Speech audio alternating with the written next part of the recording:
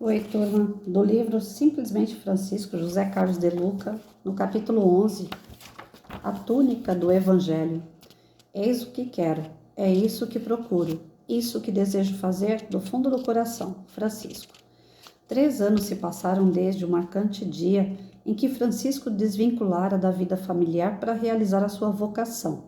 Nesse período, suas atividades se mesclavam entre orações diárias, assistência aos pobres e doentes, além dos serviços de pedreiro de igrejas em ruínas.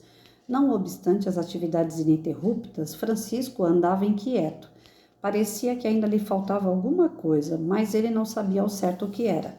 Certo dia, porém, participando da missa na capela de Santa Maria dos Anjos, conhecida como Porciúncula, o sacerdote lê um trecho do Evangelho no qual Jesus envia os discípulos a pregar o reino de Deus.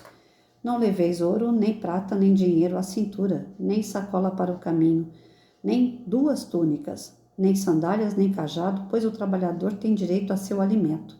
Essa leitura toca forte o coração de Francisco. Ao término da missa, ele procura o sacerdote para saber se havia interpretado corretamente as recomendações de Jesus. E, ao receber o sinal positivo, seu coração exclama de alegria como se tivesse encontrado o maior tesouro de sua vida. Eis o que quero, é isso que procuro, é isso que desejo fazer do fundo do coração. Sem delongas, Francisco começa a colocar em prática o que acabara de ouvir no Evangelho. Desata as sandálias dos pés, abandona o cajado, satisfaz-se com uma só túnica, substituindo o cinto por um cordão. A coerência com o Evangelho passou a ser um traço marcante de sua espiritualidade, e dessa maneira sua vida passou naturalmente a chamar a atenção daqueles que pregavam o Evangelho e viviam de forma contrária ao que ensinavam, a começar pela igreja de então, o que se estende aos cristãos de ontem e de hoje, dentre os quais eu me incluo. O pobrezinho passou a ser admirado no mundo todo porque foi capaz de ser verdadeiro com a fé que abraçou.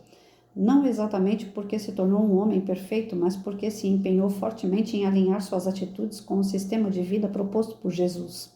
Muitas vezes conseguiu, outras vezes não, mas sempre teve humildade suficiente para reconhecer suas imperfeições e determinação para corrigi-las, afastando-se da hipocrisia religiosa que se preocupa com o rótulo, não com o conteúdo, com a aparência mais do que a essência. Para Tomás de Celano, seu primeiro biógrafo, Francisco não fora ouvinte surdo do Evangelho, mas confiando o que ouvira à sua louvável memória, cuidava de cumprir tudo à letra diligentemente. É provável que o leitor esteja se indagando, como eu me indaguei também. Para seguir o Evangelho, precisamos, como Francisco fez, nos despojar de todos os bens materiais, largar a família, vestir uma túnica, andar descalços e sair pelo mundo ajudando quem sofre? A não ser que nossa vontade seja ingressar num monastério, a resposta à pergunta acima é não, absolutamente não. Jesus afirmou que a condição para segui-lo é negar a si mesmo, isto é, negar o nosso ego, que nos faz viver como se fôssemos a única pessoa existente no mundo, ou a pessoa mais importante dele, com direitos ilimitados, a que nos devem atender com exclusividade. Aí se encontra o nosso grande trabalho espiritual, do qual Francisco se tornou um exemplo a ser seguido. Um trabalho que está longe de se esgotar em ações beneméritas exteriores, todas, sem dúvida, dignas de louvor, mas que deve, sobretudo, penetrar o mundo dos nossos sentimentos, cuidando para que o nosso egoísmo não continue sendo o centro de comando das nossas ações. Esse trabalho interior talvez seja mais sacrificante do que vestir uma túnica franciscana. Mais difícil do que se vestir como pobre é desvestir o ego rico de orgulho. Vejamos alguns exemplos cotidianos citados por Frei Raniero, Cantalamessa, pregador da Casa Pontifícia. Encontramos, senão um leproso como Francisco, um pobre, que sabemos que nos pedirá algo. O nosso homem velho nos empurra a mudar de calçada, mas fazemos o contrário, fazemos-nos violência e vamos ao encontro dele, presenteando-lhe, quem sabe, somente com um sorriso e uma saudação. Caso não possamos dar a ele mais nada, fomos contestados em uma ideia. Isso nos fere a sensibilidade, gostaríamos de responder com força, mas nos calamos e esperamos. Assim rompemos o nosso eu. Acreditamos ter termos sido tratados de modo inadequado em relação aos nossos méritos, gostaríamos de mostrá-lo a todos. Fechamo-nos num silêncio cheio de tácita reprovação. Mas dizemos não, quebramos o silêncio, sorrimos e reabrimos o diálogo, negamos a nós mesmos e salvamos a caridade, e assim por diante.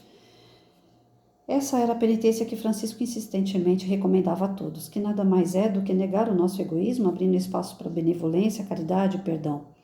Para o poverelo, penitência tinha sentido de conversão, mudança de vida, a qual se dá passo dia após dia, sempre dependente da consciência das nossas imperfeições e dos nossos esforços constantes para abrandá-las, até o dia em que possam ser superadas. Jesus compreendia muito bem as fragilidades humanas e por isso sempre foi amoroso com as pessoas que reconheciam seus erros. No entanto, foi duro com os hipócritas, que se apresentavam orgulhosos como cumpridores das leis religiosas, mas por dentro estavam cheios de iniquidades. Por causa de sua coerência com o Evangelho e por nunca ter colocado acima da condição humana, jamais tendo aspirado a qualquer destaque de santidade, opondo-se veemente a isso quando lhe atribuíam tal condição, Francisco se tornou um santo popular, muito querido por todos, mas sua vida não deixa de cutucar o nosso egoísmo. Não foi nada fácil para ele negar a si mesmo, como não será para nós. Nem é um trabalho que se faz de um dia para o outro. Porém, cada vez que o amor falar mais forte que o ego, estaremos vestindo a túnica do Evangelho, e os frutos serão de alegria e paz. O texto vem de encontro com o texto que eu estava fazendo agora no outro canal de Palavras de Vida Eterna. Aqui no Palavras de Vida Eterna, paz em nós. Então, quem puder, quem tiver esse livrinho aqui, acrescenta esse texto aqui na leitura, gente. Paz em nós. Como é que Francisco conseguia manter a paz diante de tanta perseguição, de tanta humilhação, né? Com aquelas dúvidas que surgem durante as suas atuações. Ele que tinha tudo, tinha uma família, tinha dinheiro, tinha riqueza, conforto, largou tudo aquilo e foi andar na rua de chinelo e com uma túnica, 2 túnicas. Aí ele assiste uma reunião, né, uma missa, e lá dentro da capela é falado que ande com uma túnica só. Ele leva ao pé da letra e passa a andar com uma túnica, tira o cinto, bota um cordão, tira o chinelo, anda descalço. E aí cabe a nós refletir sobre isso e falar, para a gente ser uma pessoa do bem, a gente precisa largar tudo isso? A gente precisa andar com uma roupa só? A gente precisa andar descalço? Na verdade, a gente não precisa fazer como Francisco. No sentido figurado, ele mostra para a gente, assim como Jesus também mostrava através de parábolas, de histórias e também de exemplificações, porque tinha uma moral alta para isso, né? Algumas situações que Jesus e Francisco se colocam é pela superioridade que eles têm evolutiva. Eles conseguiam fazer sem sentir dor, sem sentir arrependimento, sem sentir conflito. Para eles era normal, porque eles são superiores. Nós não. Nós precisamos de fogão, geladeira, cama, nós precisamos de casa, nós precisamos de um quintal, a gente precisa de uma churrasqueira, a gente precisa de um cachorro, né? Nós construímos uma vida em família, nós construímos um lar. Então, não é desapegando das coisas materiais totalmente que nós vamos ser felizes, porque isso faz parte de uma construção nossa, da nossa vida atual. E foi permitido por Deus nós termos essas coisas através do nosso trabalho. Então, quando se fala a túnica do Evangelho, né, é você vestir apenas a sua fé. Você se vestir e você utilizar isso a seu benefício, né? A túnica do Evangelho significa você seguir um único caminho. Você com você mesmo. No dia a dia, você vai ser colocado à prova das coisas que você diz acreditar. Então, se você veste a túnica da tua fé, se você tem certeza daquilo que você está falando, certeza daquilo que você deseja, né, para o seu alavancar aí da evolução, você tem que seguir isso, seguir só isso, né? Então, como é que você vai conseguir, né, atingir esse grau de conhecimento, de maturidade espiritual? Se desfazendo do excesso, né?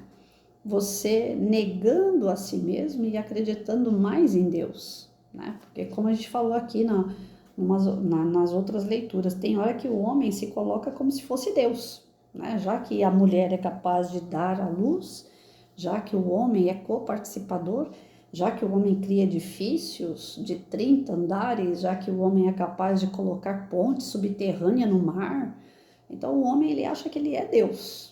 Quando isso chega no ego do homem, ele não consegue se despir, ele não consegue se negar. Pelo contrário, o seu ego infla, né, o seu orgulho aumenta e o seu egoísmo, consequentemente, porque ele acha que ele é o máximo. Então aqui ele está dizendo o quê? Que nós não somos ninguém, né? Nós não somos o máximo, nós somos pessoas, seres, espíritos criados pelo nosso Deus, que é um só e a gente não sabe como ele é, não fazemos ideia, não dá para ter uma ideia. Tem pessoas que humanizam Deus, né? Falam mãos de Deus, braços de Deus, então a gente tem uma ideia humanizada de Deus, mas Deus não é homem, ele não é carne, ele não é igual a nós. A imagem e semelhança significa na essência, o nosso espírito. Porém, nem o nosso espírito nós temos ideia de como seja. Por mais que a gente estuda, tem o livro dos espíritos para isso, que é para esclarecer algumas situações a respeito do nosso espírito, perispírito, a nossa carne, ainda assim fica muito vago, porque o nosso conhecimento não alcança tudo isso. Né? Por mais que é como você pegasse uma criança que está aprendendo ainda a construir sílabas e dá para ele uma equação de segundo grau para ele resolver. A criança fica completamente perdida, está completamente fora do âmbito de conhecimento, de capacidade de conhecer daquela criança. Então, quando a gente fala de Deus, quando a gente fala de espiritualidade, quando a gente fala do nosso espírito, está muito longe da nossa compreensão. Né? Eu falo isso porque para mim tá. E eu acredito que as pessoas que ouvem, que veem os vídeos que a gente lê aqui, estão ali junto comigo, né? Que quem sabe mais não vai ficar perdendo tempo comigo aqui. Então a gente está andando junto. Eu acredito que quem me curte, quem compartilha os vídeos, são pessoas que estão como eu, né? Ali, de pouquinho em pouquinho a gente está chegando lá. As pessoas que sabem mais, eu acho que nem ligam, não se importam com esses tipos de vídeo, porque já sabem mais, né?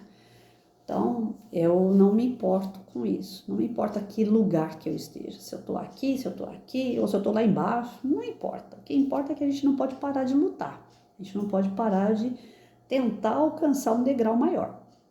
Se a gente vai alcançar, é outros 500, né? Pode ser que a gente alcance esse ano um pouquinho, o ano que vem mais um pouquinho. Retroceder, eu sei que a gente não vai, porque isso não é da lei de Deus, mas a gente tem essa questão de demorar um pouquinho mais para subir, né? Para evoluir.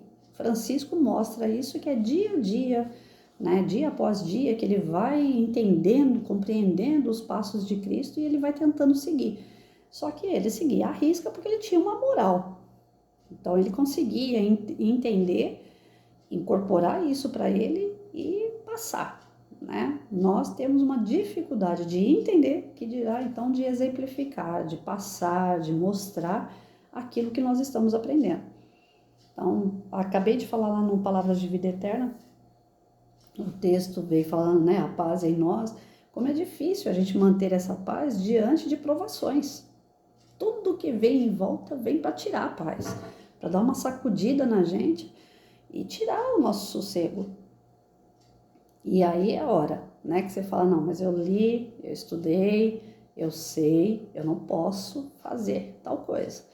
Eu vou ter que ir branda, eu vou ter que ir paciente, eu vou ter que passar por essa situação de uma maneira equilibrada. Aquela outra maneira que você resolvia sempre dava errado. Então agora você vai resolver de uma outra maneira, você está estudando para isso, né? Então o Francisco, ele sempre que tinha dúvidas, ele recorria ao conhecimento bíblico, né? Ao conhecimento que vinha das palavras de Cristo.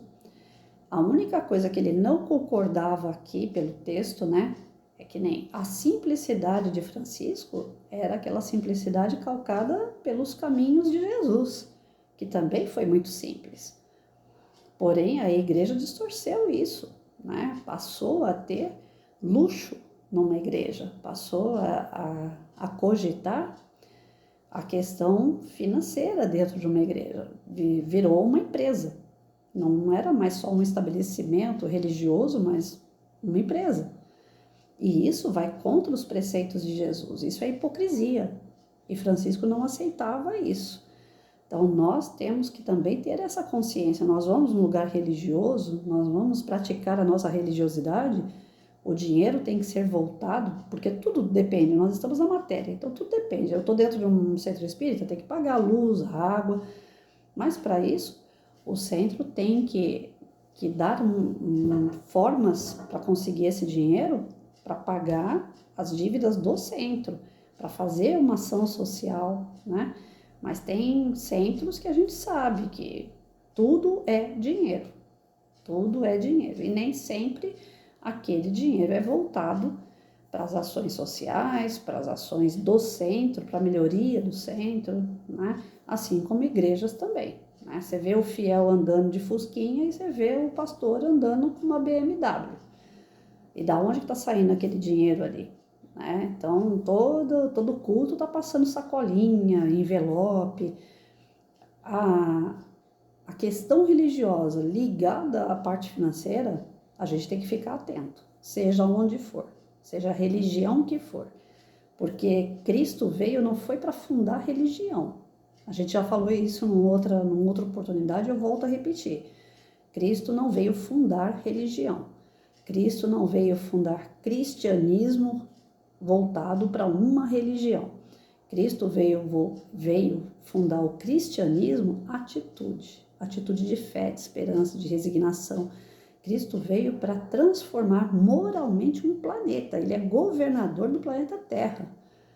Através das suas atitudes, ia se expandir pelo mundo inteiro a sua vivência, a sua estada aqui no planeta, de forma que fosse mudar o mundo, o planeta, né? Então, nós temos uma noção de Cristo como um modificador, um transformador moral, e não como um transformador religioso. Através dele se ergueu igrejas.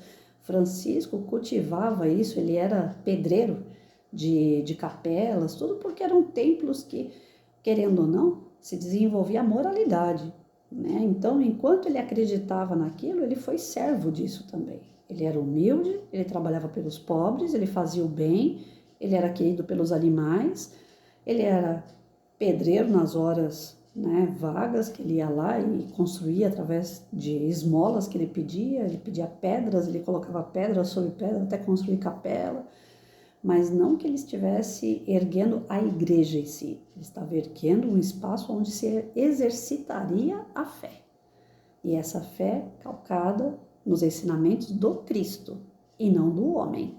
Então, tudo o que o homem faz, querendo para ele ter mais conforto, luxo, mais poder, não é bem-vindo aos olhos de Deus. Não tem nada a ver com os ensinamentos de Cristo. Cristo era humilde, Francisco de Assis era mais humilde ainda se bobear. Então, nós temos que seguir essa questão da humildade. Nós temos que seguir essa questão da transformação moral e não nos apegar à religião. A religião é o momento de se religar com Deus, é ter um espaço onde as pessoas comungam o desejo de orar, o desejo de internalizar algum ensinamento para praticar. Então, a religiosidade ela é feita para isso. A religião ela é criada pelos homens, não foi criada por Cristo. Então, nós vamos aqui encerrando o texto, né? De novo, vou ler o último parágrafo, como ele é importante. Cada vez que o amor falar mais forte que o ego, estaremos vestindo a túnica do Evangelho, e os frutos serão de alegria e paz. Então, é o amor, é o desejo de fazer o bem que conta. Não é o erguer de uma igreja, de um templo, de um centro. É o amor. O amor tem que ser maior do que o ego. Isso é você se despir, né? Isso é você se negar. É você agir com amor. Seja a situação que for, vá com amor, né? Vá com os seus olhos brandos. Vá com o desejo de resolver as suas situações com calmaria, com equilíbrio, se colocando no lugar do outro. É exercício muito difícil, gente, mas é o que vai trazer pra gente alegria e paz, porque a gente não vai carregar aquele sentimento negativo, pesado, que às vezes o outro quer depositar na gente, né? Não se permitam, que não deixem ninguém tirar isso de vocês, assim como eu estou exercitando hoje. Isso daí não é fácil não, mas vamos lá, a gente vai conseguir.